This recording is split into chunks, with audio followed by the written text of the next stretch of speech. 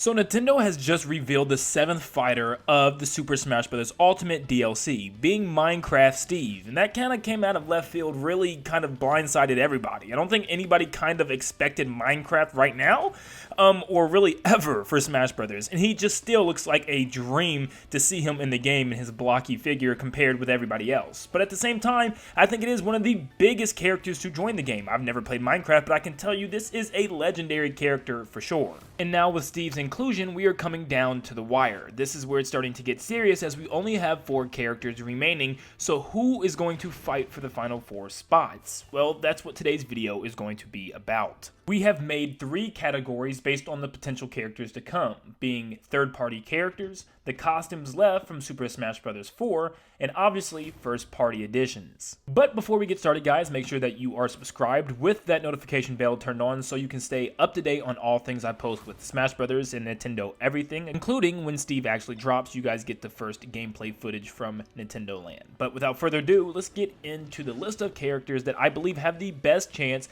to be coming within these next 4 character slots. Starting off the third-party list, we have Crash Bandicoot. Now this one is an obvious one for me, and it's probably one of my most likely out of all these characters. I don't think there's a possible way that a game about all the accumulation of big characters throughout video gaming history is going to be excluding Crash Bandicoot. Crash Bandicoot was there back when Sonic and Mario were rivals, and Crash was in there. Crash had some pretty big games with Crash 1, 2, and 3, and then kind of fell off after that. But nowadays, Crash is pretty much back on top, well, at least back up higher than it used to be. We have the Insane Trilogy remake, which is a remake of the first 3 games, and the Crash Racing remake, along with a brand new Crash 4 game that just released a couple of days ago. So this is even more reason to put Crash in Smash because he's as relevant now than ever. And Crash is just a big name for video gaming icons, and I really don't see how one of these 4 characters isn't Crash Bandicoot. And I don't say this really, and I hate to say this because it makes it kind of sound wrong, but if Crash doesn't make it within one of these 4 characters, I think Nintendo actually missed out on a huge gaming icon, more than pretty much anybody else on this list. That's how I feel about Crash. Now, Sora. Of course, this one's going to be a difficult one because of the Disney ownership and the property rights and everything with Kingdom Hearts and Disney, but I think Sora would be a great addition to Smash just because how iconic he is. Well, he's iconic, yes, but I don't think he's the most iconic. I still think Crash is a lot more, bigger of a character than Sora, but people really want Sora. I think that's what it comes down to, is the public reception, where people absolutely are demanding Sora. It's on the top of almost every single list from any region you ask, and Sora is just a character that people keep asking for, and you see people in reaction videos and stuff, is this Sora, is this finally Sora, is this Sora? Every single time, it's always Sora brought up over and over and over again, and I think he has a pretty good potential if he comes at like an E3 big reveal, and I think that would completely shut down the internet for good. Not just Twitter, the way Minecraft Steve did. But Sora would make a great addition just because people love him. I think it is a crowd favorite, and it's always good to have some of those crowd favorites finally requested and finally answered from Nintendo. Now, I kind of put Doom Guy and Master Chief together because I think it's one or the other, and if I have to go based off of current events, I'm going to say it's going to be Doom Guy. I don't think Master Chief makes it simply because of the fact we already have 2 Microsoft reps now with Banjo-Kazooie and also Minecraft Steve. So, does Nintendo actually go for a 3rd Microsoft rep for Master Chief? Who knows? They definitely could. There's nothing saying that they couldn't. I would personally prefer Master Chief. I think Halo is just an overall gargantuan franchise compared to Doom. I understand Doom is big and the original on the 64 was huge and stuff, but Master Chief is just that name. It's just that name, you can't deny it. But I think it would be Doom Guy, and I don't think it really matters. They're both pretty much similar. There's space guys with giant suits and they're just smashing through aliens with their weapons. Now, obviously, their weapons are quite different, and Doom Guy is quite graphic, so I don't know if they actually go that route, because how are you going to have Doom Guy that's not smashing people's skulls open? So, I don't know exactly how they do that. They could tame it for Smash. They've done it before. They obviously do it with Bayonetta, and there's really no reason to say that that couldn't happen. So, if I had to bet my odds, I think Doom Guy actually has a better chance than we think. If a year ago you asked me about SHANTAE, I'd say, who is SHANTAE? Who cares about SHANTAE? And I think lots of people would still kind of say that. But after playing SHANTAE Half Genie Hero, I cannot cannot imagine how amazing her moveset would be in Smash. She can transform into an elephant, into a mouse, into a bat, into a crab. It just continues to go on and on and on. A little monkey that can climb up walls. There's so much potential for Shantae, and I cannot wait to see what would happen if she did make it into Smash. I think she would represent the indie universe, really, because there's no indie character that has made it into Smash. I don't know if you really count Cuphead as an indie game, but if you do, they have a costume, and we know that Undertale is an indie game, and Sans has a costume, obviously not in the game, and Shovel Knight has an assist trophy. So, I mean, you already have the indie games almost kind of deconfirmed from Nintendo, but there's still Shantae. I think Shantae has a really good chance. I think lots of people really want her. Lots of people have been asking for her, and between her and Sans, you know, Sans is already deconfirmed, so what's next? Shantae. We're just going to have to see what Nintendo's up to and how they feel about it, but I would absolutely love to see Shantae in Smash. Now you have Dante from Devil May Cry. I don't really know anything about this game or this character, but I know lots of people have kind of been bringing him up and kept talking about him. I've seen him as a meme on Twitter all the time and talking about like where is he at, and him standing on the cliff saying pain or something because he hasn't been picked yet. But yeah, people really want Dante, and I'm pretty sure he's just a big beat 'em up hack and slash destroying demons style of game with his sword and stuff. So I'm sure he'd be pretty cool. You know, from what I've seen, he does a lot of crazy stuff that I don't even know what's happening, but I don't really have much else to say about Dante. Is it too gruesome for Nintendo? I don't know. Like I said, this doesn't really require or mean anything for Nintendo because they can obviously tone it down and, you know, smashify it if you would, but yeah, I don't know. Please correct me if I'm wrong, but I don't think we have an Ubisoft rep yet, which is kind of weird, including the fact that we have a Mario and Rabbids game. Where's Rayman? So I think Rayman should be in this game. Is he really an icon per se? It's hard to say, but I think Rayman should be here. I think Rayman just deserves a spot here, whether it's with the Rabbids or not. I know people kind of hate the Rabbids, but Rayman should definitely be here, at least from its Rayman games. I don't know how, you know, the Rayman Legend games at least, but I really don't know how his moveset would be. He's just got floating hands. Does he just punch? And I really haven't played too many of the Legend games, so I don't really know how that works and how all that plays, but yeah, I don't know. He kind of should probably use the Rabbids. I think it'd be so goofy and fun where he's just chucking Rabbids and like plungers at people. I don't know. But Rayman should happen just because of the fact that it's Rayman, and Ubisoft definitely needs a rep in there. And I think without a doubt it's going to be Rayman if it is one. And the last of the third parties that I have on this list right now is Tracer from Overwatch. Now, people are just so hateful on games that done well in the past, and they're just so over them. You know, this is the same for Overwatch and for Fortnite, just any type of stuff like that.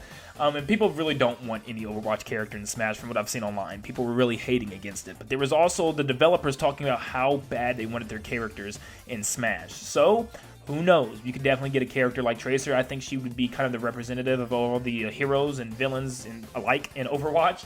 And she just has the ability to kind of teleport short distances and kind of even reverse time if something goes wrong, which could be a very unique moveset in Smash Ultimate. And that's what I think people really want, is more diversity with the characters. And look at Minecraft Steve. The dude can literally craft and build blocks on the stage. So I think it would be great to have a character that can like teleport and do some crazy things with that.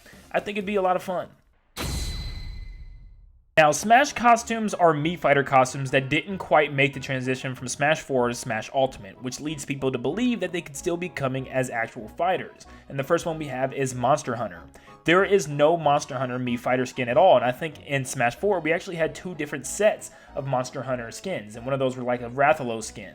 But these were for the Monster Hunter protagonists within the game. Will this happen? I personally don't really want this. To me, it just seems like a random character from Monster Hunter, since technically there's no real main character. It's kind of like a protagonist that you make. It's your avatar. I'm personally just not that big on avatar characters. I think I would much rather prefer it to be a character that's well known from video game history, but that's just me. Next up, we have LLOYD Irving, and he's from Tales of Symphonia. Now, I don't really know anything about this character or this game, but it is a character that I think lots of people have been voting for. I've seen it high on lots of people's polls for some reason, and I don't really know why, because I've never really heard of the game outside of finally voting for Irving for Smash, you know? And, well, yeah, that's pretty much all I can say about the game since I don't know much about it. And, yeah, the costume was in Smash 4, now it's gone. Mysterious, yes it is. So could we possibly see this character? I don't know. To me, with 4 characters left, and we're going to probably be looking at some pretty big hitters since we just got Minecraft Steve, I'm going to say this character is probably not going to happen.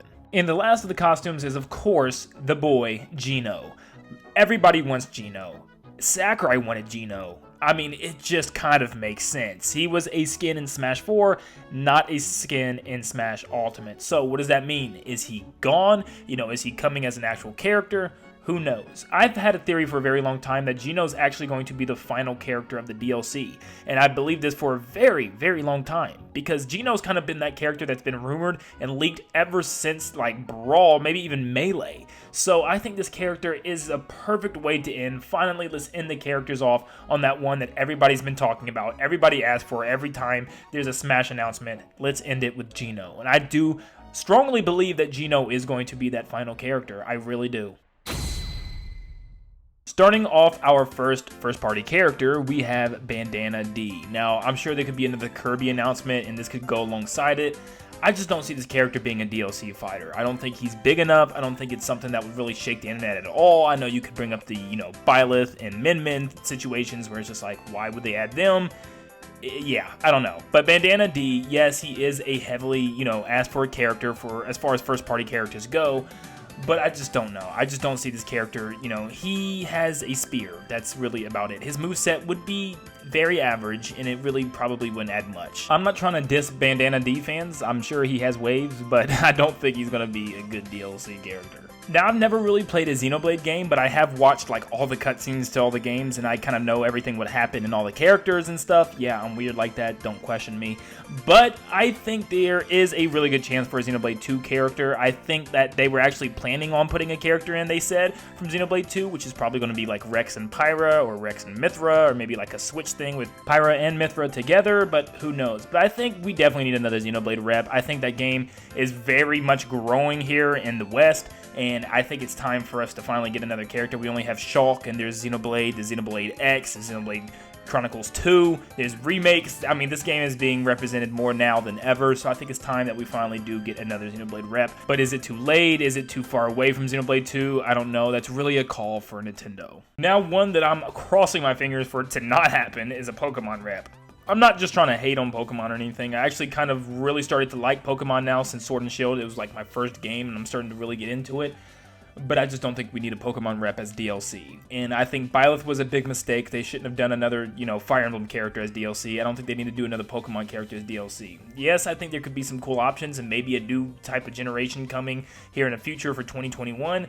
But I don't know. I mean, who would they pick? They'd probably have to pick somebody like Urshifu from the DLC. Maybe he can switch between the two different versions. But I don't know. I really don't think it's time for a Pokemon rep. I think it's really going to be like everybody's like, oh, Pokemon rep. Even Pokemon fans will be like, oh, okay. Because I just don't think anybody's really asking for a Pokemon rep right now as DLC. I think there could be another Zelda rep. Maybe. There's a lot of links in the game, and there's actually a lot of Zelda reps right now. So, it's kind of 50-50, but I think if we did get one, it'd be somebody from Breath of the Wild or around the Breath of the Wild saga going on now, because we have a sequel coming probably in 2021, which could introduce a new character, maybe a new type of Ganondorf or something like that. But we also have Age of Calamity, which is a Hyrule Warriors spinoff based around Breath of the Wild 100 years prior. So we could very well get somebody like young Impa, as she's a playable fighter in the game, and I think that'd be really cool. I think lots of people have actually been wanting Impa. She's been a main character for the staple of Zelda games throughout the franchise and throughout the timelines. She's always been kind of the guardian warrior for Zelda, even though Zelda continues to get in trouble and Link has to save her, which I never did understand. But yes, I think Impa is a very good warrior, very strong fighter. That'd be really cool to see in Super Smash Bros. And last but not least, I have to bring it up, since it looks like they're going into the memes with Minecraft Steve. What if they just pulled off the unthinkable and just had a trailer where Waluigi jumps out of the assist trophy for good and he's just a playable character? They scrap his assist trophy. It could happen. You know, we cannot just take Sakurai for granted. He can do some crazy things. So this could very well happen. And this could be one of like the biggest internet reactions, like, oh my goodness, it happened. I don't think it's going to happen. I think we're going to have to wait until whatever the next Smash game is, or if you even get another Smash game, what it's going to be. But Waluigi, I don't know, man. It's really hard to say at this moment what's going to happen with this character. Is he just going to get overlooked, or is it really going to happen somehow? I think that would be the last first-party character that Nintendo should really look into. And that is all of the characters that could potentially be coming to Smash Ultimate as the next DLC for the final 4 remaining characters. Let me know in the comments down below, guys, what you guys think. Are there any more iconic characters or big characters that could be announced and very well could come Is there any more leaks or rumors pointing and suggesting at another character? Let me know. If there are any characters in this list that you want specifically, feel free to let me know all your information and thoughts in the comments down below. Thank you guys so much for tuning in, and like always, I'll see you in the next one. See you guys.